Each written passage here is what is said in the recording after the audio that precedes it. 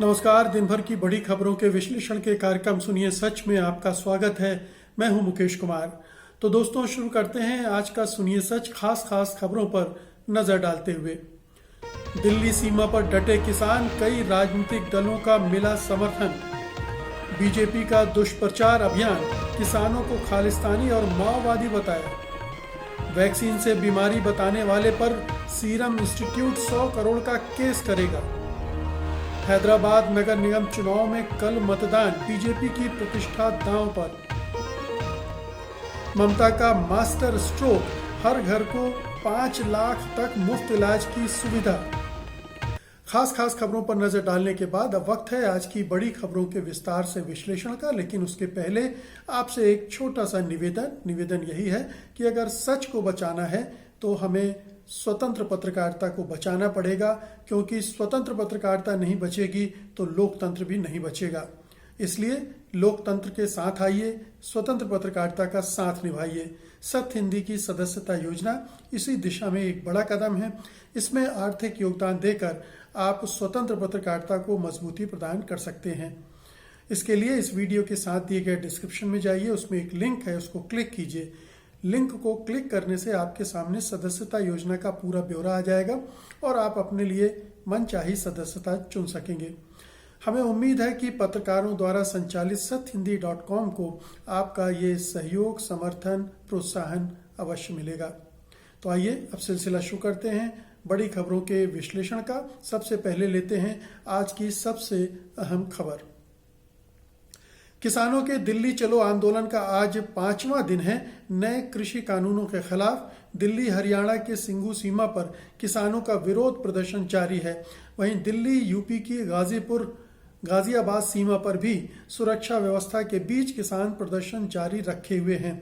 उत्तर प्रदेश के किसान संगठनों ने भी पंजाब और हरियाणा के किसानों के समर्थन में दिल्ली आने का फैसला किया है और वो गाजीपुर के रास्ते दिल्ली में दाखिल होने की कोशिश कर रहे हैं। उनका कहना है कि वो अपना प्रदर्शन जंतर मंतर पर ही करेंगे। सोमवार को बड़ी संख्या में यूपी के किसान गाजीपुर सीमा पर इकट्ठे हो गए। प्रशासन ने कंक्रीट बैरियर के अलावा सुरक्षा और बढ़ा दी है, मगर किसान संगठनों का कहना है कि अगर सरकार ने उनकी बातें नहीं मानी तो वो दिल्ली में दाखिल होने के सभी 5 हाईवे जाम कर देंगे। वहीं ज्यादातर राजनीतिक पार्टियां किसानों के समर्थन में उतर आई हैं। इनमें कांग्रेस, शिवसेना, समाजवादी पार्टी, बहुजन समाज पार्टी और आम आदमी पार्टी शामिल हैं। उधर बिहार में बीजेपी के साथ सरकार में सहयोगी नीतीश कुमार ने किसानों के आंदोलन का विरोध किया है। उन्होंने इस आंदोलन को अकारण बताया है और कहा है कि सरकार से बात करने के बाद किसानों को इन कानूनों के बारे में सही जानकारी मिल जाएगी। तो ऐसा लगता है कि नीतीश कुमार अब पूरी तरह से बीजेपी के और केंद्र सरकार के भोंपू बन गए हैं। उन्हें लाखों किसानों के दर्द की परवाह नहीं है, उनकी चिंताओं की चिंता नहीं है और वो एक तरफ से क्लीन चिट दे रहे हैं कि ये सारे कानून ठीक हैं। गलती कर रहे हैं अगर तो ये लाखों किसान और उनका समर्थन कर रहे राजनीतिक दल गलती कर रहे हैं, लेकिन उनकी ये राजनीति समझ में आती है क्योंकि वो बहुत कमज़ोर स्थिति में पहुंच गए हैं। वो ऐसे समय पर एनडीए की नीतियों पर प्रश्न चिन्ह नहीं लगा सकते, उनके खिलाफ नहीं खड़े हो सकते, क्योंकि उनके पैरों के नीचे अब ज़मीन बहुत कमज़ोर हो चुकी है। लेकिन जाहिर है कि किसान आंदोलन अपनी रफ्तार पकड़ रहा है, उसका आधार लगातार बढ़ता जा रहा है। तमाम राजनीतिक दल जो अभी जिनमें से कुछ को संकोच था वो भी अब निकलकर सामने आ गए हैं। मायावती जो अभी तक चुप थी आज बोल पड़ी हैं। उन्होंने इन बिलों का विरोध किया, इन कानूनों का विरोध किया है। अखिलेश यादव लगातार कह ही रहे थे। अरविंद केजरीवाल जो आम आदमी पार्टी के प्रमुख हैं और दिल्ली के मुख्यमंत्री भी हैं, उन्होंने भी अब खुलकर समर्थन देना शुरू कर दिया है। शुरू में वो भी थोड़ा सा उधेड़ बुन में थे। तो स्पष्ट है कि अब सरकार के लिए बड़ी चुनौती सामने है, क्योंकि देश भर में अब किस तरह के किसान आंदोलन आकार ले रहे हैं और उठने लगे हैं, असंतोष को प्रकट करने लगे हैं। दिल्ली आने वाले किसानों की तादाद भी लगातार बढ़ती जा रही है। विभिन्न राज्यों से, न केवल हरियाणा पंजाब से, बल्कि उत्तर प्रदेश, उत्तराखंड, राजस्थान, मध्य प्रदेश, महाराष्ट्र, इन तमाम राज्यों से बड़ी संख्या में किसान अब दिल्ली की तरफ का रुख कर रहे हैं और जाहिर है कि अब केंद्र सरकार के लिए लगातार चुनौतियां बढ़ रही हैं। उसमें घबराहट भी देखी जा सकती है, चिंता भी देखी जा सकती है, और जिस तरह से बातचीत को के लिए वो आपस में विचार विमर्श कर रहे हैं, एक प्रस्ताव वो दे चुके हैं किसानों को, लेकिन चूंकि वो उसमें शर्त थी जिसको किसान मंजूर नहीं कर रहे थे, उन्होंने खारिज कर दिया है। आशा की जा रही कि सरकार अब दूसरा प्रस्ताव बिना शर्त बातचीत का देगी और उसके बाद बातचीत का सिलसिला शुरू होगा। बातचीत किस तरह से आगे बढ़ेगी अभी कहना मुश्किल है, क्योंकि केंद्र सरकार हठ धर्मिता से काम ले रही है। हम सब जानते हैं कि ये सरकार दम्भी है, अहंकारी है और आम तौर पर आवाम की आवाज़ को सुनने से इनकार कर देती है, असंतोष को कुचलने की कोशिश करती है। तो आइए अब अगली खबर लेते हैं, जो कि इसी से जुड़ी हुई है। किसानों के आंदोलन को बीजेपी की ओर से खालिस्तानी साबित करने की पूरी कोशिशें की जा रही हैं। बीजेपी की आईटी सेल के प्रमुख अमित मालवीय ने एक ट्वीट में किसानों को खालिस्तान और माओवादियों से जोड़ा है और एक फर्जी वीडियो भी अटैच करके सर्कुलेट किया है। हरियाणा की बीजेपी सरकार के मुख्यमंत्री जगदीश खट्टर ने भी इसी किस्म का बयान दिया था। सरकार के बुरी तरह घिरते देख गृह मंत्री अमित शाह ने खट्टर के उलट बयान देकर मामला संभालने की कोशिश की है, लेकिन बात बनी नहीं, क्योंकि बीजेपी के राष्ट्रीय महासचिव दुष्यंत कुमार गौतम ने शाह की भी नहीं सुनी और कहा कि इस आंदोलन में खालिस्तान और पाकिस्तान जिंदाबाद के नारे लगाए जा रहे हैं। उन्होंने कहा कि कट्टरपंथियों ने इस आंदोलन को हाईजैक कर लिया है। बीजेपी महिला मोर्चा की राष्ट्रीय सोशल मीडिया इंचार्ज प्रीति गांधी ने भी ऐसा ही एक वीडियो ट्वीट किया। इस वीडियो में बताया गया कि एक शख्स पाकिस्तान और खालिस्तान के समर्थन में नारेबाजी कर रहा और उसके आसपास खड़े लोगों ने पाकिस्तान और खालिस्तान के झंडे पकड़े हुए। अंत में ये शख्स मोदी सरकार हाय हारी के नारे लगाता भी सुनाई देता है। गांधी ने पूछा कि क्या ये वास्तव में किसान है। जैसे ही पता चला कि इस वीडियो का किसान आंदोलन से कोई भी लेना देना नहीं है, प्रीति गांधी की अच्छी खासी फजीहत हुई और उन्होंने इसे हटा लिया। प्रीति गांधी की ही देखा देखी बीजेपी के Delhi social media head Puneet Agarwal ने भी इसी वीडियो को ट्वीट किया और फिर बाद में उसे हटा लिया। सोशल मीडिया पर होने वाले फर्जी वाड़े का खुलासा करने के लिए जब पहचानी जाने वाली ऑल्ट न्यूज़ ने इस वीडियो की पड़ताल की तो पता चला कि ये वीडियो एडिट करके बनाया गया है। ऑल्ट न्यूज़ ने बताया है कि ऐसा ही एक वीडियो ANI न्यूज़ की ओर से 6 जुलाई 2019 को YouTube पर अपलोड किया गया था। इस वीडियो का टाइटल था ब्रिटेन में एक वर्ल्ड कप के मैच के दौरान सिखों पर खालिस्तान के समर्थक में नारेबाजी करने का आरोप। इस वीडियो में एक सिख शख्स के पाकिस्तान के समर्थन में नारेबाजी करने का दावा किया गया था। वहीं से 20 सेकंड की इस क्लिप को निकालकर यह बता दिया गया कि दिल्ली के किसान आंदोलन में मौजूद एक सिख ने ऐसी नारेबाजी की है। तो आप समझ सकते हैं कि जो बीजेपी के अंदर घबराहट है, तिलमिलाहट है, बौखलाहट है, वो तरह तरह से व्यक्त हो रही है और सबसे ज़्यादा इस तरीके से व्यक्त हो रही है कि इस पूरे आंदोलन को बदनाम करना, खालिस्तान से जोड़ देना, माओवादियों से जोड़ देना और एक तरह से इसे देश विरोधी और अलगाववादी साबित करने की कोशिश की जा रही है और इसमें छोटे से लेकर बड़े नेता तक सब शामिल हैं। आप देखिए आईटी सेल के जो प्रमुख हैं अमित मालवीय इस तरह की हरकत करते हैं, फर्जी वीडियो सर्कुलेट करते हैं, भ्रम फैलाने की कोशिश करते हैं। जगदीश खट्टर इसमें लगे हुए हैं और तमाम सोशल मीडिया के लोग, और सोशल मीडिया पर जो गोपनीय ट्रोल आर्मी है बीजेपी की वो तो अपना काम कर ही रही है, और जो गोदी मीडिया है जिसे जन विरोधी मीडिया कहा जाना चाहिए वो भी पहले से ही इस आंदोलन को बदनाम करने की साजिशों में मुब्तला है। तो एक पूरा अभियान चल रहा है बीजेपी और संघ परिवार की तरफ से इस आंदोलन को बदनाम करने की, और ये बीजेपी की दरअसल रणनीति का हिस्सा है। वो इस कोशिश में है कि किसान के आंदोलन को बदनाम करके उसको सीमित किया जाए और ज़्यादा लोग न जुड़े और ये अपने आप अपनी मौत मरने लगे। थोड़ा सा बातचीत में उलझाया जाएगा, लंबा समय लिया जाएगा और थोड़ा धैर्य की परीक्षा ली जाएगी किसानों की, लेकिन शायद वो इस मुगालते में हैं कि किसान थक हार कर वापस लौट जाएंगे। किसान 6 महीने का राशन पानी लेकर घर से निकले हैं और ये लंबी लड़ाई की तैयारी के साथ आए हुए हैं। तो इस तरह की कोई खुशफहमी पालना सरकार को भारी पड़ सकता है और किसान आंदोलन धीरे धीरे फैलता जाएगा। तो ये बीजेपी के विरोध विरुद्ध भी माहौल बनाएगा, प्रधानमंत्री नरेंद्र मोदी के खिलाफ भी माहौल बनाएगा और पूरी सरकार बदनाम होगी। तो बेहतर तो ये है कि केंद्र सरकार और बीजेपी इस तरह की हरकतों को रोके, अपनी पार्टी को, अपनी पार्टी के नेताओं को इस फर्जीवाड़े से रोके, किसानों को बदनाम करने से रोके और एक जो लोकतांत्रिक तौर तरीका है, प्रक्रिया है, उसके तहत संवाद करके समाधान निकालने की कोशिश करें। अगली खबर लेते हैं। प्रधानमंत्री ने कोरोना वैक्सीन की तैयारी देखने के लिए 2 दिन पहले जिस सीरम इंस्टीट्यूट का दौरा किया था, वही सीरम इंस्टीट्यूट अब वैक्सीन के ट्रायल में हिस्सा लेने वाले एक वॉलेंटियर के खिलाफ 100 करोड़ रुपए की मानहानि या हर्जाने का दावा करेगा। दरअसल वॉलेंटियर ने दावा किया है कि ट्रायल में वैक्सीन के इंजेक्शन लेने के बाद उसे गंभीर न्यूरोलॉजिकल समस्याएं आई हैं, बीमारी हो गई है और इसलिए उसने सीरम इंस्टीट्यूट पर 5 करोड़ रुपए के मुआवजे का दावा किया है, मुआवजे की मांग की है। इसके बाद सीरम इंस्टीट्यूट ने कहा कि वो हर्जाने में 100 करोड़ रुपए की मांग करेगा और ऐसे सभी दावों से खुद का बचाव करना जारी रखेगा। कंपनी की ओर से ये प्रतिक्रिया चेन्नई के एक वॉलंटियर द्वारा हर्जाने की मांग करने के मामले में आई है। ऑक्सफोर्ड यूनिवर्सिटी और एस्ट्राजेनेका की वैक्सीन के लिए करार करने वाली company serum institute of India है।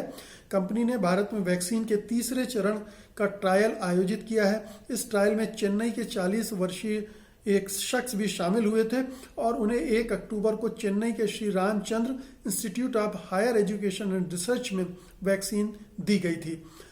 उस 40 वर्षीय वॉलंटियर ने 21 नवंबर को कानूनी नोटिस दिया। इसके अनुसार 10 दिन बाद उन्हें गंभीर सिरदर्द, व्यवहार में आमूल परिवर्तन और रोशनी और आवाज से दिक्कतों का अनुभव होने लगा।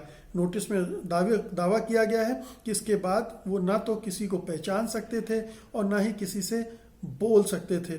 अब रिपोर्टों में कहा जा रहा है कि इस मामले की जांच की जाएगी। पीटीआई की रिपोर्ट के अनुसार drug controller general of India यानी डीसीजीआई और श्री रामचंद्र इंस्टीट्यूट की एथिक्स कमेटी वॉलंटियर के आरोपों की जांच करेगी। इधर जिस वॉलंटियर ने सीरम इंस्टीट्यूट की वैक्सीन के लिए काम किया, उसी के खिलाफ ये कहकर कार्रवाई की जा रही कि उसने दुर्भावनापूर्ण और गलत आरोप लगाए हैं। सीरम इंस्टीट्यूट ने जो 100 करोड़ का दावा करने की या हर्जाना मांगने की बात कही है, वो दरअसल एक धमकाने वाली कार्रवाई ज़्यादा लगती है। अगर ट्रायल में शामिल हुए किसी वॉलंटियर पर इस तरह के लक्षण दिखे हैं, वो दावा कर रहा है, तो उसकी कायदे से पूरी जांच होनी चाहिए, मेडिकल परीक्षा होनी चाहिए और अगर उस व्यक्ति को उसका नुकसान हुआ है तो ऐसे लक्षण दूसरे जो वॉलंटियर हैं उनमें भी सामने आ सकते हैं। इस खतरे से इनकार नहीं किया जा सकता है।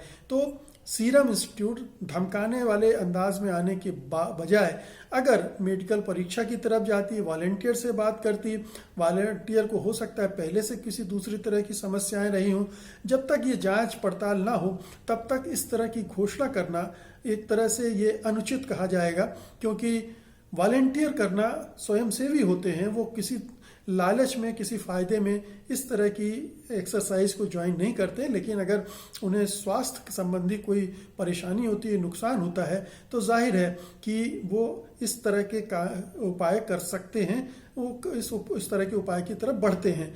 लेकिन एक बड़े इंस्टीट्यूट को, और जब हिंदुस्तान में इतने बड़े पैमाने पर वैक्सीन के ट्रायल चल रहे हैं, तो बहुत सावधानी के साथ इस तरह के केसेस को हैंडल किया जाना चाहिए। इससे कोई दो मत नहीं है कि सीरम इंस्टीट्यूट की अपनी एक प्रतिष्ठा है और उसे अपनी प्रतिष्ठा को बचाने का, अपनी विश्वसनीयता को कायम रखने का पूरा हक है। लेकिन उसके लिए भी एक पूरी प्रक्रिया अपनाना ज़्यादा बेहतर होता और इस तरह से अगर धमकाने वाली कार्रवाई करेगी वो, तो आने वाले समय में जब दूसरे वैक्सीन बनाएगी तो उसे वॉलंटियर मिलना मुश्किल हो जाएंगे, उसके प्रयोगों में लोग शामिल होने से कतराएंगे।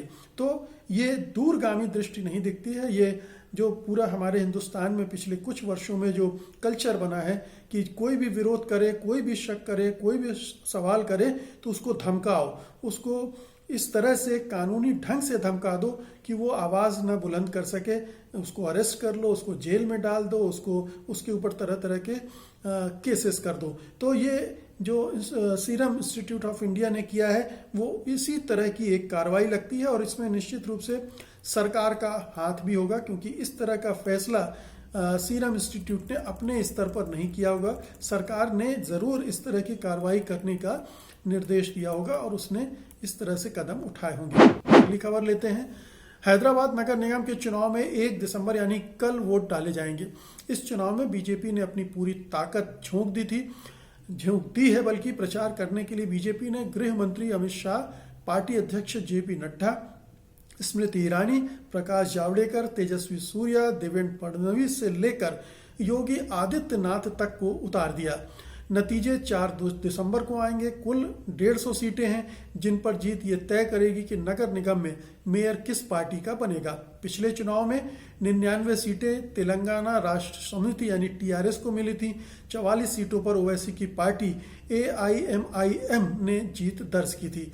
बीजेपी को केवल 4 सीटों से संतोष करना पड़ा था। ये चुनाव हमेशा से स्थानीय मुद्दों पर लड़े जाते हैं, लेकिन इस बार बीजेपी ने इसमें ध्रुवीकरण की राजनीति जोड़ दी है, बल्कि ध्रुवीकरण की राजनीति को हावी कर दिया है। उसने पाकिस्तान और रोहिंग्या मुसलमानों को हटाने के लिए सर्जिकल स्ट्राइक करने जैसे जुमलों का इस्तेमाल तो किया ही है।